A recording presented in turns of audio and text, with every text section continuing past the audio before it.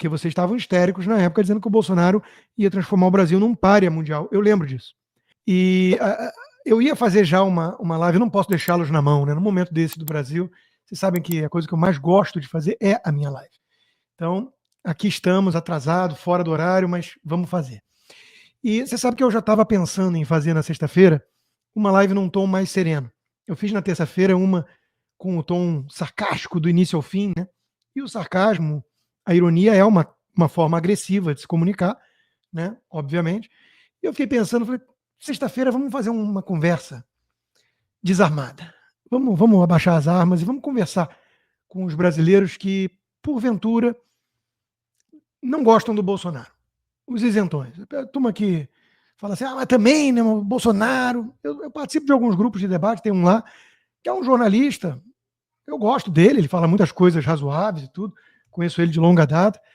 Mas não adianta, quando chega no assunto Bolsonaro, o cara trava. É o Bolsonaro Derangement Syndrome, como tem o Trump Derangement Syndrome. Então, eu quero abrir um diálogo honesto com essas pessoas. O fato de eu ter passado o dia inteiro no hospital ontem fez eu querer ainda mais isso. Você fica olhando em volta, tinha lá uma moça com pedra no rim, chorando de dor, tinha atrás de mim alguém que gritava, eu nem identifiquei o que era, mas brabo, né?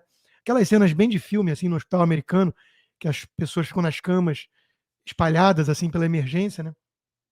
E eu fiquei refletindo. Ninguém quer saber aqui quem votou em democrata, quem votou em republicano. Se a pessoa é uma adepta da ideologia woke ou não. Tá todo mundo lá com o propósito de minimizar a dor e salvar vidas do próximo, né? Então, é a frase do Chesterton que volta e meia a gente esquece. Estamos todos no mesmo barco e mareados, que a condição humana é difícil.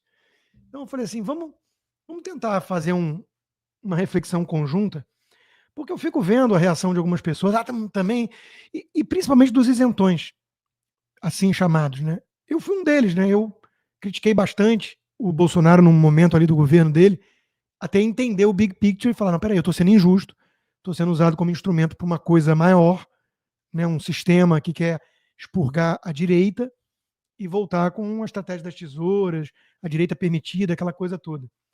E quando eu me dei conta disso, eu mudei de postura e passei a ser chamado de bolsonarista, né? E por aí vai.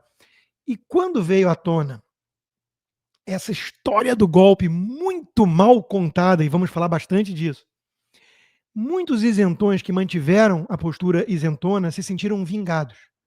Porque basta ver as postagens, eu vou trazer algumas. Eles viraram e falaram: tá vendo como existia uma ameaça, um núcleo maluco, essa direita louca, golpista e blá blá blá? Tá vendo? É quase como se isso desse um alívio para eles, do tipo assim, puxa, eu não estava tão errado, eu não agi por paixão, por interesses mesquinhos, porque eu não tive um cargo no governo Bolsonaro, como uma turma do MBL, ou porque esteticamente ele me agride porque ele fala palavrão e é tosco, eu sou mais refinado, meio tucano. Tinha uma ameaça golpista, vocês estão vendo só? Justificava eu passar pano e fazer vista grossa para o que estava fazendo o Alexandre de Moraes e o sistema. Não justificava e vocês estão totalmente errados. Então vamos falar sobre isso. Vamos conversar. Mas deposita as armas no chão, abaixa as armas e vamos conversar. Então vamos abrir a live de hoje. Vamos abrir com uma frase filosófica. Vamos ver se toda live eu consegui trazer um pensamento do dia, uma coisa bacana. Eu tinha isso. Eu colecionava aforismos. Hoje eu trouxe uma muito boa aqui, ó, para quebrar o gelo. Uma frase famosa, né? Dê um peixe a um homem e ele vai comer o peixe. Mas ensine-o a pescar e ele vai passar o dia todo bebendo cerveja no barco com os amigos. Não era bem assim a máxima que eu conhecia, mas você entende o recado. Né? Então vamos passar o dia pescando isentões para o lado de cá. Vamos conversar a sério.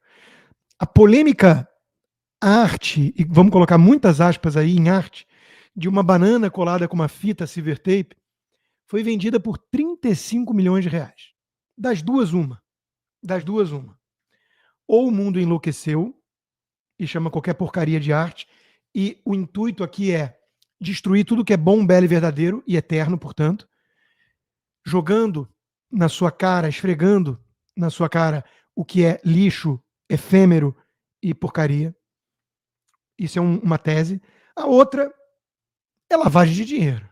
Porque cabe qualquer coisa, nessa coisa de arte pós-moderna, Um civeteiro com uma banana é arte.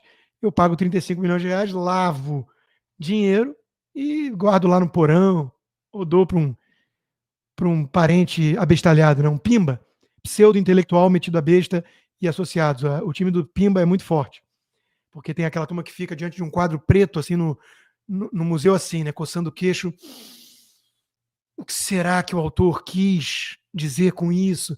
Que é a turma que, no conto do Chris Anderson, né, o Rei Nu, estaria olhando, nossa, que belas roupas invisíveis, até chegar a criança e falar, ele está nu, tio. Essa arte está totalmente exposta em praça pública, sem nenhuma roupa, sem nenhuma vestimenta. É o que é. É uma porcaria, é um lixo, não é arte, mas cabe tudo na arte pós-moderna, inclusive vender por milhões aquilo que é lixo, para desafiar o que é bom, belo e verdadeiro, portanto eterno, e para lavar dinheiro, uma das duas opções. Passamos aí pelo feriado da consciência negra, que é um feriado que eu odeio desde sempre. Primeiro que Zumbi dos Palmares tinha escravo, segundo que eu só acredito na consciência individual.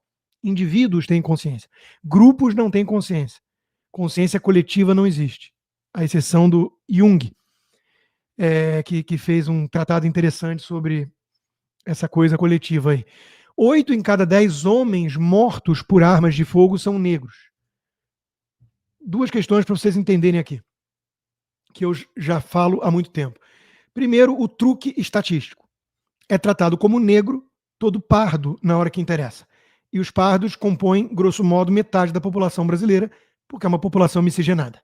Então, metade das pessoas são flamenguistas, metade das pessoas são negras, pardas. Né? Então, morre 8 em cada 10 são negros, são flamenguistas, são pardos e por aí vai. E a segunda questão, qualquer pessoa que leva a sério estatística deveria perguntar na mesma hora tá, e quantos que puxam o gatilho são negros? Porque nos Estados Unidos, por exemplo, onde nós temos essa estatística, são 9 em cada 10.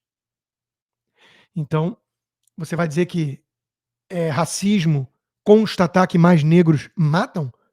Ou talvez você vai buscar origens históricas, culturais, famílias destroçadas, como o próprio Obama chamava atenção, né? Papai e mamãe não estão juntos em casa, isso aumenta o risco de drop out da escola, de droga, de crime. O Obama falava isso. Então, o caminho para entender isso tem muito mais a ver com o Thomas Sowell, que o Elon Musk descobriu esses dias, falou que ele era genial. Aí alguém falou, mas ele está vivo. Eu falei, opa, então talvez eu devesse dar uma ligadinha para ele. Exatamente. Olha lá, falando em minorias, né? Luminárias japonesas são retiradas de Rua Liberdade a pedido do movimento negro. Então, quer dizer, pode ter um movimento pró-minorias, desde que sejam negros, indígenas, mas não japoneses. Japonês é uma minoria não benquista. Talvez por ser bem sucedido, mas... E aí? Os asiáticos sempre foram, Thomas Sowell aponta muito isso, um fardo para as estatísticas mimizentas dos movimentos negros. Porque é uma minoria. Se existe um mecanismo de supremacia branca para explorar os negros e as minorias, por que os asiáticos são bem-sucedidos? Por que eles tiram notas maiores no SAT, por exemplo? Então fica difícil encaixar na narrativa mimizenta desses movimentos.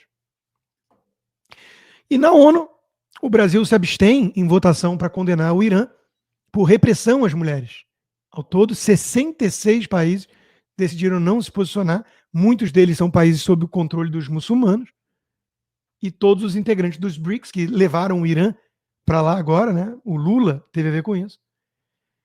São ditaduras repressoras, cruéis, e é a mesma turma que fala em nome dos direitos humanos.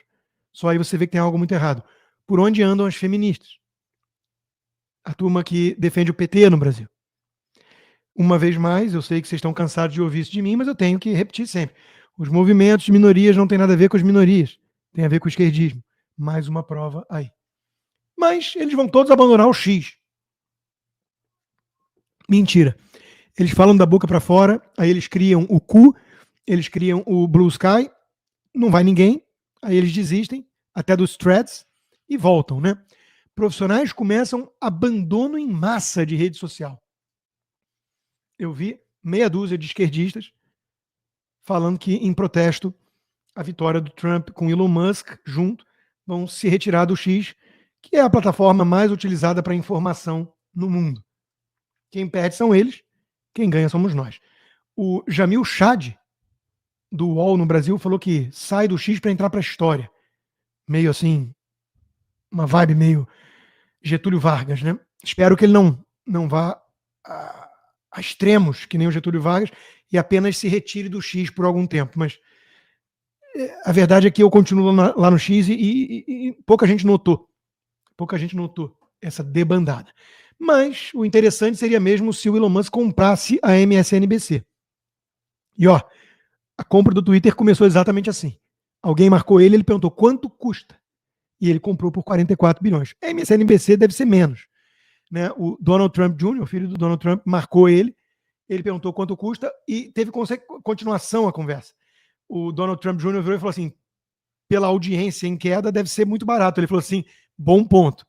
Então, quem sabe, já tem vários oferecendo para ocupar o cargo da Rachel Maddow, na apresentação lá do programa principal deles.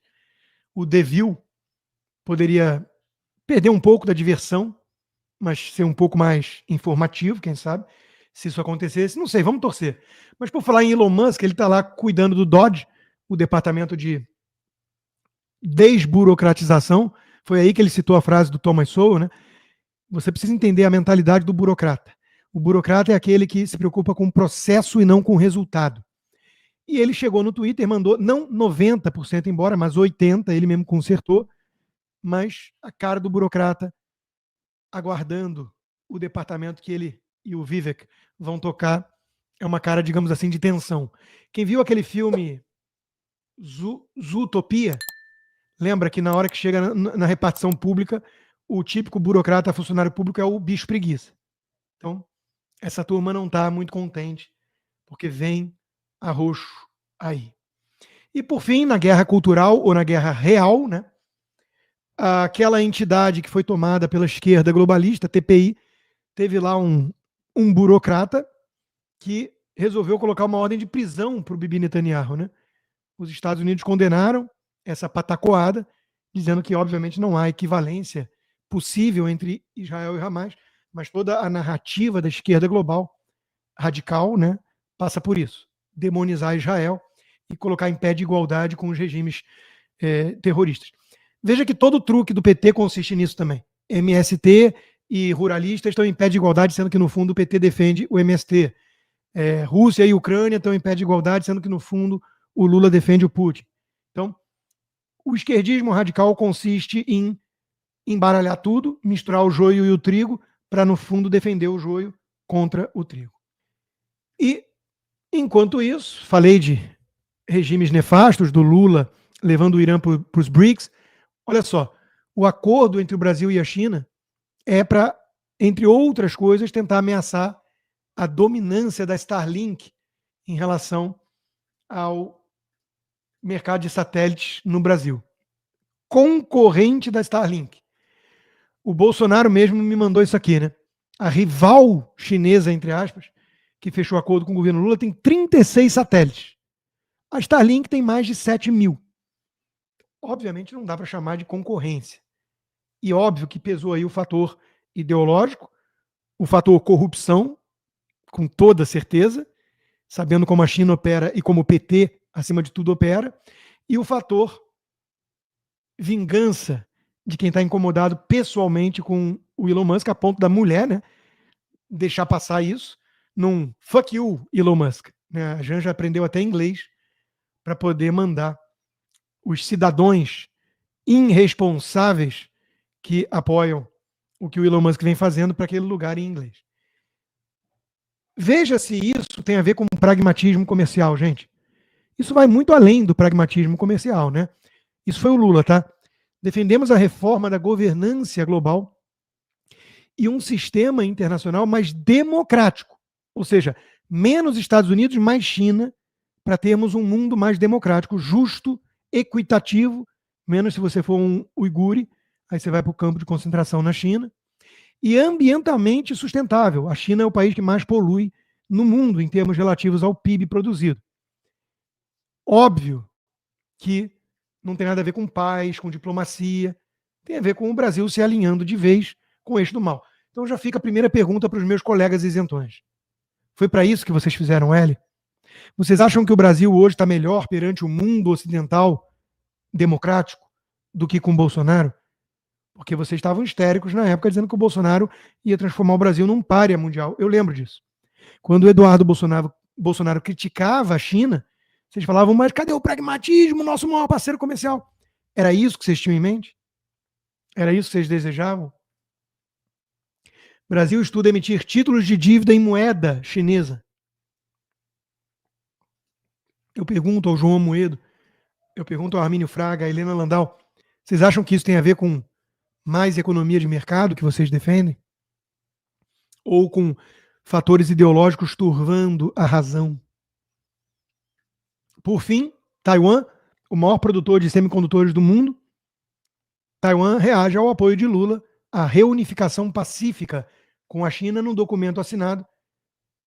O Brasil, oficialmente, reconhece que existe apenas uma grande China e Taiwan está lá no meio. Vocês estão contentes com isso? Vocês acham legal o Brasil virar as costas para um grande parceiro ocidental, que é Taiwan? Então, é complicado, né, meus amigos? É bem complicado. Bom, hoje eu não tenho vídeo, tá? Eu vou só falar e vamos embora. Vamos falar do Lula, então, e do G20. Foi um fiasco. Isso é a BBC reconhecendo, tá? O evento no Rio foi visto como o mais desorganizado da memória recente. Teve gente roubada, teve péssima organização e para quê? Para uma cartinha ridícula que o Milei falou, tá bom, assina essa porra aí, mas não vai ter nada que eles querem mesmo, né? Porque é um lixo. São aquelas cartinhas de intenção para inglês ver. Reunião que marca a próxima reunião para marcar a próxima reunião. Sabe como é que é, né? Típico de burocrata. Então, um fiasco. E o Milei, ele repostou isso aqui. Quando a legenda era assim, quando você encontra os amigos, tá lá o Milei com o Trump. Quando você encontra a esposa, tá lá o Milei com o Lula. E ele retuitou. Ou seja, o Milei tá tirando sarro do Lula, né? E por falar em Milei, como eu disse desde o início, a presença do Javier Milei ali ao lado do Brasil é um estorvo, é um fardo para a nossa elite e militância midiática, porque o Milei na margem vai recuperar o cenário de terra devastada que ele encontrou, que os lulistas deixaram, e na margem o Lula vai destruir a herança positiva que o Bolsonaro deixou com Paulo Guedes, a casa em ordem, apesar de uma pandemia. Então, que inveja de um país que tem um presidente. O PIB crescendo, a inflação cedendo muito rapidamente, as corretoras dando recomendação para as ações argentinas, as avaliações de risco melhorando. Que inveja de quem tem um presidente. Faz um ano de governo Milei, foi o tema da minha coluna da Revista Oeste para essa sexta. Banco americano rebaixa Brasil, mas sobe classificação da Argentina. As coisas estão andando na Argentina a favor, porque é um choque de liberdade. E no Brasil é um choque de irresponsabilidade de um governo perdulário, esquerdista, que nada esqueceu e nada aprendeu. Tá lá, né? Presidente Lula cancela a reunião que teria com a Haddad para discutir corte de gastos. Essas reuniões para falar de corte de gastos estão iguaizinhas às reuniões burocráticas. Vamos marcar uma próxima reunião para ver o que vai fazer. E o tempo vai passando e o tempo joga contra, né? Porque as medidas do governo Lula vão custar 3 trilhões de reais em 10 anos. Isso é aquele instituto lá que os tucanos tocam no Senado.